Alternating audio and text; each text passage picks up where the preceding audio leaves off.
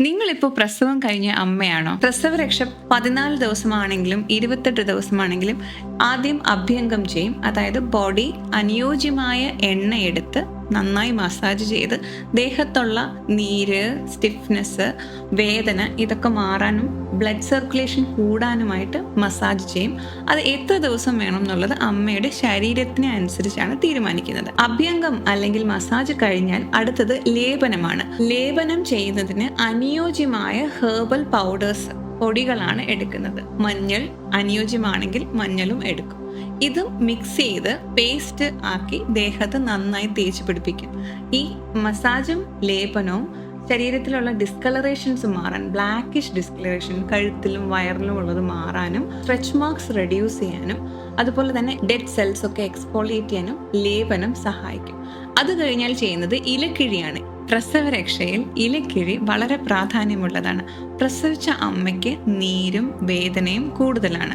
കഴുത്തുവേദന, കൈവേദന, തോളുവേദന, അതുപോലെ നടുവേദന മിക്കവാറും അമ്മമാർ പറയുന്ന പ്രോബ്ലംസ് ആണ്. ഇലക്കിഴിയിൽ ഈ പെയിൻ റെഡ്യൂസിങ് ആയിട്ടുള്ള ലീവ്സ് എടുത്ത് ആവശ്യമുള്ള പൗഡർ അതിൽ മിക്സ് ചെയ്താണ് ലീഫ് ബണ്ടിൽ ഉണ്ടാക്കുന്നത്. ഇത് ദേഹത്ത് മസാജ് ചെയ്ത് ടാപ്പ് ചെയ്യുമ്പോഴത്തേക്കും സ്വെല്ലിങ്, പെയിൻ ഇതൊക്കെ റെഡ്യൂസ് ചെയ്യുന്നുണ്ട്.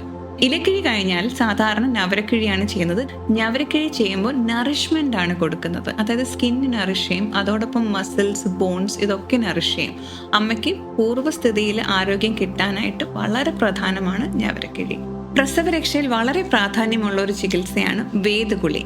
പ്രസവിച്ച സ്ത്രീകൾക്ക് ആവശ്യമനുസരണം അവർക്ക് താങ്ങാൻ പറ്റുന്ന ചൂടിൽ വേദവെള്ളം ദേഹത്തൊഴിച്ച് കുളിപ്പിക്കുന്ന രീതിയാണ് വേദകുളി. ഇതിന് വാദം അല്ലെങ്കിൽ വേദന, സ്വെല്ലിംഗ്, നീര് ഇതൊക്കെ കുറയ്ക്കുന്ന ഹെർബ്സ് ആണ് ആഡ് ചെയ്യുന്നത്. ലീവ്സ് എടുക്കും, ദശമൂലം എടുക്കും, നാൽപ്പാമരം എടുക്കും, കുറുന്തോട്ടി എടുക്കും. ഇതെല്ലാം ഇട്ട് ബോയിൽ ചെയ്ത വെള്ളത്തിലാണ് ഇവരെ കുളിപ്പിക്കുന്നത്.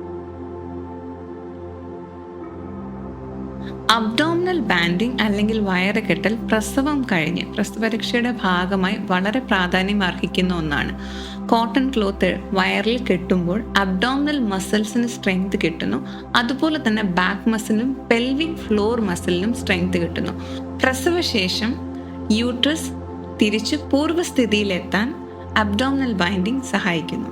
പ്രസവരക്ഷ നിങ്ങൾക്കും കുഞ്ഞിനും വളരെ നല്ലൊരു ഇൻവെസ്റ്റ്മെൻ്റ് ആണ്. പ്രസവരക്ഷയിലൂടെ നിങ്ങൾക്ക് മാനസികവും ശാരീരികവുമായ ആരോഗ്യം കിട്ടുകയും നിങ്ങൾക്ക് സ്വയം ഹാപ്പിനെസ്സും നിങ്ങൾ കുഞ്ഞിനെ ടേക്ക് കെയർ ചെയ്യാനുള്ളൊരു ഹാപ്പിനെസ്സും കിട്ടുന്നു.